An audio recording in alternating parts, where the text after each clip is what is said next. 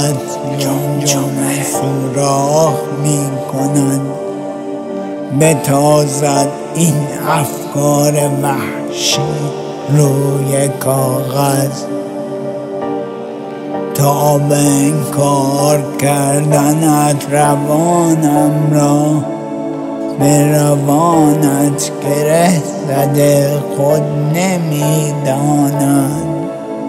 برق لبت چه قرمز چه سیاه خریدارم، امواج موهایش عجب پیچ و خمی دارد.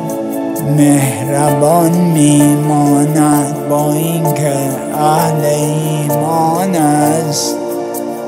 دعای مادرم بوده که به تو دل بسپارم.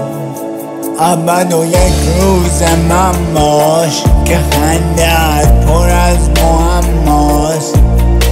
زیباست تاثیر چشمانت داله دریاست. در وصف تو واژه نتوان گفت و واژه کم دارم. طغیان کنه افکار وحشی عشق بی پر و بالم.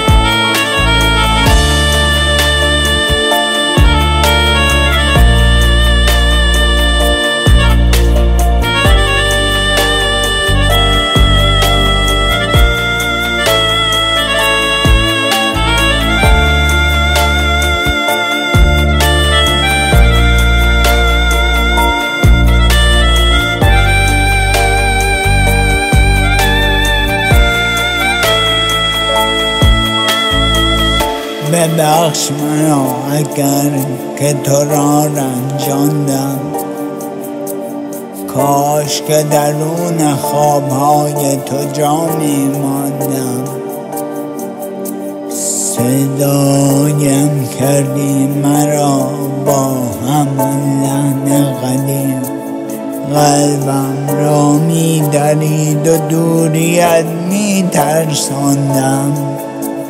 وقتی قدم هایت کوچه را به آتش می کشید، قلمم به روی زمین افتاد و حال مرا پرسید. جنگ بین عشق و عقل چه دلفریب است دلفریب. پلنگان یک تاز این دنیای بی‌رقیب. ابد و یک روز من باش که خنده‌ات پر از معماست. زیباست تاثیر چشمانت داله دریاست.